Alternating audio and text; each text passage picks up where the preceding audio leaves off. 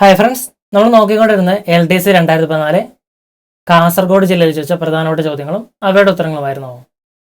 അതിൻ്റെ മുൻപത്തെ വീഡിയോൻ്റെ ബാക്കിയായിട്ട് വരുന്ന ക്വസ്റ്റ്യൻസ് ആണ് ഈ വീഡിയോയിൽ നോക്കുന്നത്. ആദ്യത്തെ ക്വസ്റ്റ്യൻ, സുപ്രീം കോടതിയുടെ ഒരു വിധി പുനഃപരിശോധിക്കാനുള്ള അധികാരം ആർക്കാണുള്ളത്? സുപ്രീം കോടതിക്ക് തന്നെയാണ് സുപ്രീം കോടതിയുടെ ഒരു വിധി പുനഃപരിശോധിക്കാനുള്ള അധികാരമുള്ളത്. ഭരണഘടനയുടെ ആർട്ടിക്കിൾ 137 പ്രകാരമാണ് സുപ്രീം കോടതിയുടെ ഏതൊരു വിധിയും പുനഃപരിശോധിക്കാനുള്ള അധികാരം സുപ്രീം കോടതിക്ക് നൽകുന്നത്. ഭരണഘടനയുടെ ആർട്ടിക്കിൾ 137 പ്രകാരം സുപ്രീം കോടതിയുടെ ഏതൊരു വിധിയും പുനഃപരിശോധിക്കാനുള്ള അധികാരം സുപ്രീം കോടതിക്കുണ്ട്. 1950 ജനുവരി 28-നാണ് സുപ്രീം കോടതി സ്ഥാപിതമായത്. 1950 ജനുവരി 28-നാണ് സുപ്രീം കോടതി സ്ഥാപിതമായത്. കോർട്ട് ഓഫ് റെക്കോർഡ് എന്നറിയപ്പെടുന്നത് സുപ്രീം കോടതിയാണ്. ആർട്ടിക്കിൾ 129 പ്രകാരം കോർട്ട് ഓഫ് റെക്കോർഡ് എന്നറിയപ്പെടുന്നത് സുപ്രീം കോടതിയാണ്. ആർട്ടിക്കിൾ 124, 147 സുപ്രീം കോടതിയുമായി ബന്ധപ്പെട്ടതാണ്. ആർട്ടിക്കിൾ 124 മുതൽ 147 വരെ സുപ്രീം കോടതിയുമായി ബന്ധപ്പെട്ടതാണ്. 1921 ഏപ്രിൽ മാസത്തിലെ അഖില കേരള കോൺഗ്രസ് സമ്മേളനം നടന്ന സ്ഥലം ഏത്? ഒറ്റപ്പാലമാണ് 1921 ഏപ്രിൽ മാസത്തിലെ അഖില കേരള കോൺഗ്രസ് സമ്മേളനം നടന്നത്. 1921 അഖില കേരള കോൺഗ്രസ് സമ്മേളനത്തിന് അധ്യക്ഷത വഹിച്ചത് ടി പ്രകാശമാണ്. 1921 അഖില കേരള കോൺഗ്രസ് സമ്മേളനത്തിന് അധ്യക്ഷത വഹിച്ചത്. ആന്ധ്ര കേസരി എന്നറിയപ്പെടുന്നത് ടി പ്രകാശമാണ് ആന്ധ്ര കേസരി എന്ന പേരിൽ അറിയപ്പെടുന്നത്. പാലക്കാട് ജില്ലയിലാണ് ഒറ്റപ്പാലം. കേരളത്തിലെ ആദ്യത്തെ പ്ലാസ്റ്റിക് വിമുക്ത ജില്ലയാണ് കോഴിക്കോട്. കേരളത്തിലെ ആദ്യത്തെ പ്ലാസ്റ്റിക് വിമുക്ത ജില്ല കോഴിക്കോടാണ്. ഇന്ത്യയിലെ ആദ്യത്തെ ശില്പനഗരവും കോഴിക്കോടാണ്. കേരളത്തിൽ ഉപ്പ് സത്യാഗ്രഹത്തിന് കെ കേളപ്പൻ നേതൃത്വം നൽകിയത്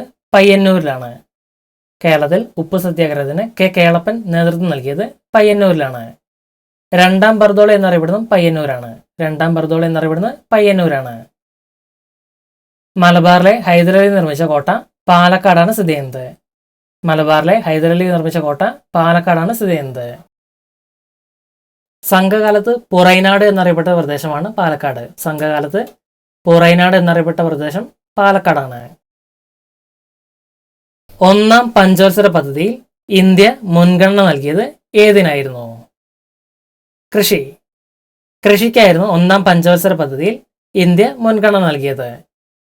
1951 മുതൽ 56 വരെയാണ് ഒന്നാം പഞ്ചവത്സര പദ്ധതിയുടെ കാലാവധി. 1951 മുതൽ 56 വരെയാണ് ഒന്നാം പഞ്ചവത്സര പദ്ധതിയുടെ കാലാവധി. ഹരോൾഡ് ഡോമർ മാതൃകയിലാണ് ഒന്നാം പഞ്ചവത്സര പദ്ധതി. ഒന്നാം പഞ്ചവത്സര പദ്ധതിയുടെ നടത്തിപ്പിൽ മുഖ്യ പങ്ക് വഹിച്ച മലയാളി KN രാജാണ്. ഒന്നാം പഞ്ചവത്സര പദ്ധതിയുടെ നടത്തിപ്പിൽ മുഖ്യ പങ്ക് വഹിച്ച മലയാളി KN രാജ്. ഹീരാക്കുഡ്, ബക്രാനങ്കൽ, ദാമോദർവാലി പദ്ധതികൾ ആരംഭിച്ചത് ഒന്നാം പഞ്ചവത്സര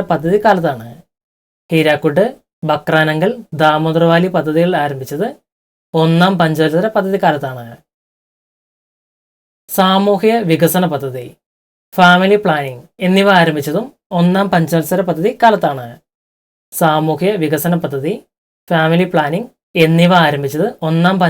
പദ്ധതി കാലത്താണ്. രണ്ടാം പഞ്ചവത്സര പദ്ധതിയുടെ മുഖ്യ മുൻഗണന വ്യാവസായിക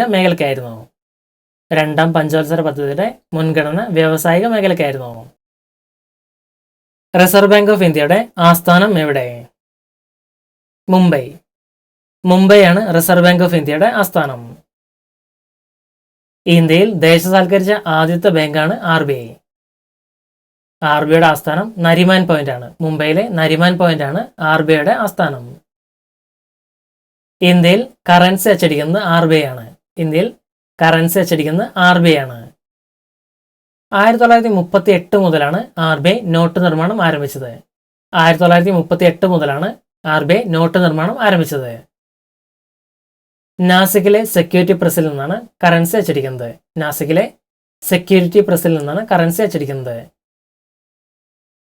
₹1 നോട്ടിൽ ഒപ്പിടുന്നത് കേന്ദ്ര ധനകാര്യ സെക്രട്ടറിയാണ്. കേന്ദ്ര ധനകാര്യ സെക്രട്ടറിയാണ് ₹1 നോട്ടിൽ ഒപ്പിടുന്നത്.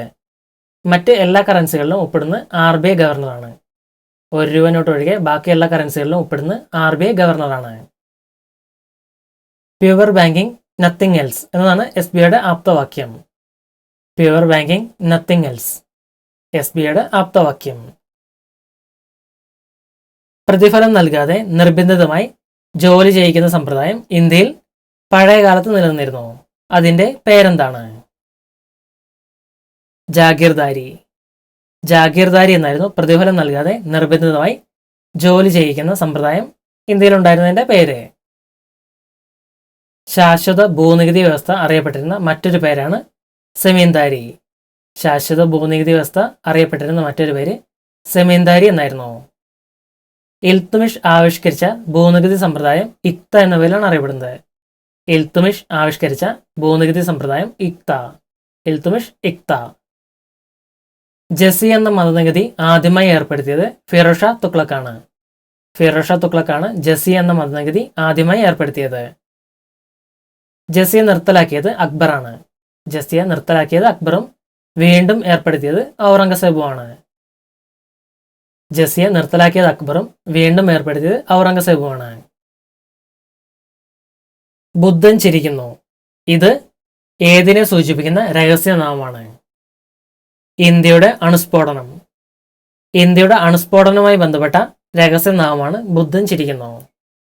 1974 മെയ് 18 ഇന്ത്യയുടെ ആദ്യത്തെ ആണവ പരീക്ഷണം നടത്തിയത്. 1974 മെയ് 18 ഇന്ത്യയുടെ ആദ്യത്തെ ആണവ പരീക്ഷണം നടന്നത്. ഇതിന്റെ രഹസ്യനാമമായിരുന്നു ബുദ്ധൻ ചിരിക്കുന്നു. ആണവോർജ രംഗത്ത് ഗവേഷണം നടത്തുന്ന ഇന്ത്യയിലെ ഏറ്റവും വലിയ സ്ഥാപനമാണ് ബാബ ആറ്റോമിക് റിസർച്ച് സെന്റർ. ബാർക്ക് എന്നറിയപ്പെടുന്ന ബാബ ആറ്റോമിക് റിസർച്ച് സെന്ററാണ് ആണവോർജ രംഗത്ത് ഗവേഷണം നടത്തുന്ന ഇന്ത്യയിലെ ഏറ്റവും വലിയ സ്ഥാപനം. ആസ്ഥാനം ട്രോംബെയാണ്. ട്രോംബെയാണ് ബാർക്കിന്റെ ആസ്ഥാനം. രാജസ്ഥാനിലെ പൊക്രാനിൽ വെച്ചിട്ടായിരുന്നു ഇന്ത്യയുടെ ആദ്യത്തെ ആണവ പരീക്ഷണം നടന്നത്. രാജസ്ഥാനിലെ പൊക്രാനിൽ വെച്ചിട്ടാണ് ഇന്ത്യയുടെ ആദ്യത്തെ ആണവ പരീക്ഷണം നടന്നത്. അപ്പോഴത്തെ ഇന്ത്യൻ പ്രധാനമന്ത്രി ഇന്ദിരാഗാന്ധി ആയിരുന്നു.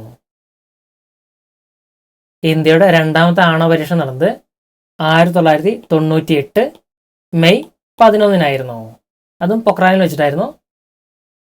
അപ്പോഴത്തെ പ്രധാനമന്ത്രി AB വാജ്പേയി ആയിരുന്നു. രണ്ടാം ആണവ പരീക്ഷണത്തിന്റെ രഹസ്യനാമം ബുദ്ധൻ വീണ്ടും ചിരിക്കുന്നു എന്നായിരുന്നു, അഥവാ ഓപ്പറേഷൻ ശക്തി എന്നുകൂടിയുണ്ട്. ബുദ്ധൻ വീണ്ടും ചിരിക്കുന്നു അഥവാ ഓപ്പറേഷൻ ശക്തി രണ്ടാം ആണവ പരീക്ഷണത്തിന്റെ രഹസ്യനാമം. ബ്രിട്ടീഷുകാരോട് പോരാടി പഴശ്ശി രാജാവ് വീരമൃത്യു വരിച്ചതെന്ന്? 1805 നവംബർ 30. 1805 നവംബർ 30 ബ്രിട്ടീഷുകാരുടെ ഏറ്റുമുട്ടി പഴശ്ശി രാജാവ് വീരമൃത്യു വരിച്ചത്. പഴശ്ശി വിപ്ലവവുമായി ബന്ധപ്പെട്ട പർവ്വത ഭാഗമാണ് പുരളിമല. പഴശ്ശി വിപ്ലവവുമായി ബന്ധപ്പെട്ട പർവ്വത ഭാഗം പുരളിമലയാണ്. മലബാറിൽ ആദ്യമായി ഇംഗ്ലീഷുകാർക്കെതിരെ പട നയിച്ച ഭരണാധികാരി കേരളവർമ്മ പഴശ്ശിരാജയാണ്. മലബാറിൽ ആദ്യമായി ഇംഗ്ലീഷുകാർക്കെതിരെ പട നയിച്ച ഭരണാധികാരി കേരളവർമ്മ പഴശ്ശിരാജയാണ്. കേരള സിംഹം എന്നറിയപ്പെടുന്നത് പഴശ്ശിരാജയാണ്. കേരള സിംഹം എന്നറിയപ്പെടുന്നത് പഴശ്ശിരാജയാണ്. ബ്രിട്ടീഷുകാർ പഴശ്ശിരാജയെ ആക്രമിച്ച് കൊലപ്പെടുത്തിയ സ്ഥലം മാവിലത്തോടാണ്. മാവിലത്തോടാണ് ബ്രിട്ടീഷുകാർ പഴശ്ശിരാജയെ ആക്രമിച്ച് കൊലപ്പെടുത്തിയ സ്ഥലം. പഴശ്ശി കലാപം അടിച്ചമർത്തിയ ബ്രിട്ടീഷ് ഉദ്യോഗസ്ഥൻ, അദ്ദേഹം സബ് കളക്ടറായിരുന്നു, തോമസ് ഹാർവേ ബാബറാണ്. തോമസ് ഹാർവേ ബാബറാണ് പഴശ്ശി കലാപം അടിച്ചമർത്തിയ ബ്രിട്ടീഷ് ഉദ്യോഗസ്ഥൻ. അദ്ദേഹം സബ് കളക്ടറായിരുന്നു. പഴശ്ശി സ്മാരകം മാനന്തവാടിയാണ്. പഴശ്ശി സ്മാരകം മാനന്തവാടിയാണ്. പഴശ്ശി ഡാം കണ്ണൂരിലാണ്. പഴശ്ശി ഡാം കണ്ണൂരിലും പഴശ്ശിരാജ മ്യൂസിയം കോഴിക്കോടുമാണ്. പഴശ്ശിരാജ മ്യൂസിയം കോഴിക്കോടും പഴശ്ശി ഡാം കണ്ണൂരും പഴശ്ശി സ്മാരകം മാനന്തവാടിയുമാണ്. പഴശ്ശിരാജയെ കേരളസിംഹം എന്ന് വിശേഷിപ്പിച്ചത് സർദാർ KM പണിക്കരാണ്. സർദാർ KM പണിക്കരാണ് പഴശ്ശിരാജയെ കേരളസിംഹം എന്ന് വിശേഷിപ്പിച്ചത്. 1857 വിപ്ലവത്തിൽ ബീഹാറിൽ ബ്രിട്ടീഷുകാർക്കെതിരെ സമരം നയിച്ച നേതാവാരെ? കൻവർ സിംഗ്. കൻവർ സിംഗ് ആണ് 1857 വിപ്ലവത്തിൽ ബീഹാറിൽ ബ്രിട്ടീഷുകാർക്കെതിരെ സമരം നയിച്ച നേതാവ്. ഡൽഹിയിൽ നേതൃത്വം നൽകിയത് ബഹദൂർ ഷാ രണ്ടാമനും ജനറൽ ബക്ത്ഖാനുമായിരുന്നു. ബഹദൂർ ഷാ രണ്ടാമനും ജനറൽ ബക്ത്ഖാനുമായിരുന്നു ഡൽഹിയിൽ നേതൃത്വം നൽകിയത്. ഝാൻസിയിൽ നേതൃത്വം നൽകിയത് ഝാൻസി റാണിയാണ്.